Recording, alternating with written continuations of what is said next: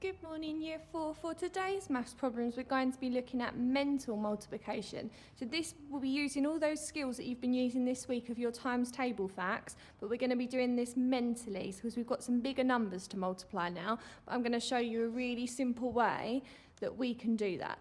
So to start off, we're going to go through quite a few questions today, just so that we're understanding this, and we're going to have a look at question 2. So question 2 says, 4 times 5 is 20. So we need to think about what 4 times 50 would be. So let's have a look at how we can work that out. So I'm just going to write it out. 4 times 5 would give us 20. So we're going to think about what 4 multiplied by 50 would be. So first of all, I can see that these questions are very similar. I've got 4 and I've got a 5 there. But this time it's been made 10 times bigger because I started off with 5. It's moved one place to the left, like this, and it's become 50. So that number is 10 times bigger, okay? 50 is 10 times bigger than 5. So that would mean that my answer is going to be 10 times bigger. So how I would do this, and you can do the same, you could draw a place value grid in your books. So 4 times 5 we know is 20, and we're going to make that 10 times bigger. So to make that 10 times bigger, we need to move our digits one place to the left. Okay, so if you're drawing one at home, you could draw your jumps across and write that your 2 would end up there.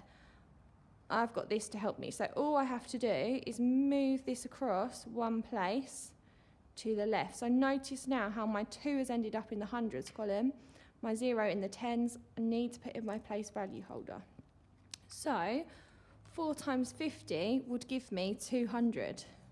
Notice how it's got that extra 0 on the end. That's because we made it 10 times bigger. So if you know what 4 times 5 is 20, you can look at this and see, oh look, that 5's got 10 times bigger. My answer needs to be 10 times bigger. There's that extra 0 on the end because it's been multiplied by 10.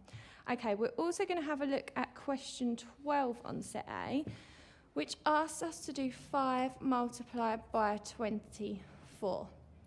Now, that might be quite tricky in our heads. We probably don't want to start counting on our 5 times tables 24 times because that would take a while. But the book has said we could do 5 multiplied by 12 because we should all know that because we've learnt our times tables up to 12. So 5 times 12 we know is 60. So if we were doing 5 multiplied by 24, well, I recognise that to get to 24 from 12, it's been doubled. It's been multiplied by 2. So I can multiply my answer by 2. I need to double 60. Well, 6 times 2 is 12. I made that 10 times smaller, so now I need to make it 10 times bigger, 120. So 5 times 24 would give us 120. So on some of the questions, you're just multiplying by 10 or 100 or 1,000, and on others, you need to double the answer to work it out. These are really good skills to practice. The other one I wanted to have a little look at would be question 16 at the bottom here, okay? Now, we've been looking at this week making sure that our equal sign means our equation is balanced.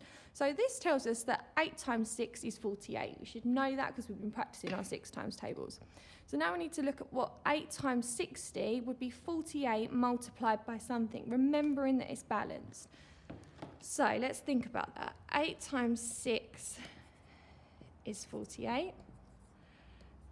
8 times 60 is the same as 48 multiplied by what? So we can see here, can't we, that this 6 has become 10 times bigger. If I was to do 6 times 10, I would end up with 60. I've made it that 10 times bigger. So 8 times 60 would equal 480.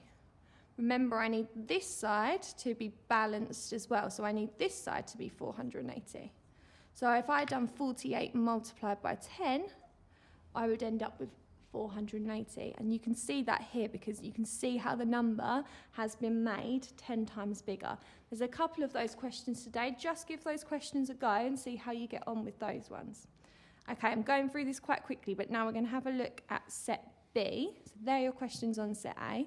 Remember, have a go at set A and set B. Okay, and now we're going to have a look at set B on page 53 now. So again, it's doing the similar sort of thing to the other page, but we've just got slightly different questions. So let's have a look at question 4 on set B, which is 9 multiplied by 500, which might look like a tricky question, but we can work that out using our facts that we already know. So we need to do 9 multiplied by 500. I would find that really tricky if I had to count up in my 9 times tables 500 times. It wouldn't be a good way to do it.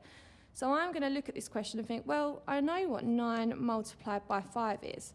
I'm going to take off those 2 zeros. I'm going to divide that by 100. I'm going to make it 100 times smaller so I can take off those 2 zeros to make that easier. So 9 times 5, I know would give me 45.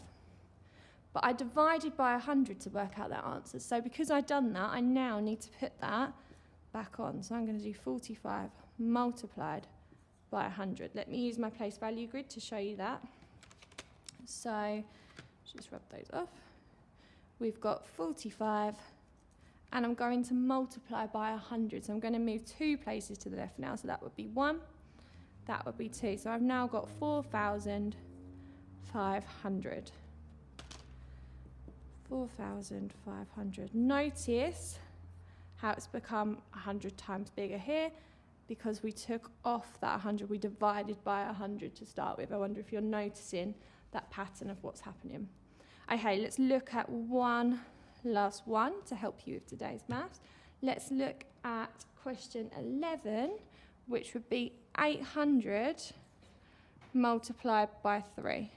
So first step, look at this question. What bits of this question can you do? So I know that you guys could do 8 multiplied by 3. So let's make that 100 times smaller. Okay, let's divide that 800 by 100 so that we end up with 8. 8 times 3 would give us 24. That wouldn't be our final answer because that is not what 800 times 3 is. So because we divided by 100 and made it smaller, we now need to put that 100 back on. We need to do 24 multiplied by 100. Again, let's use our place value grid to help us. Remember, you guys can draw one of these at home. So we have 24 multiplied by 100. There's 2 zeros in 100. That means I need to move it 2 places to the left because I've got my tens, hundreds, 2 places. 1, 2. Pop my place value holders in all the way up to my decimal point. I end up with 2,400.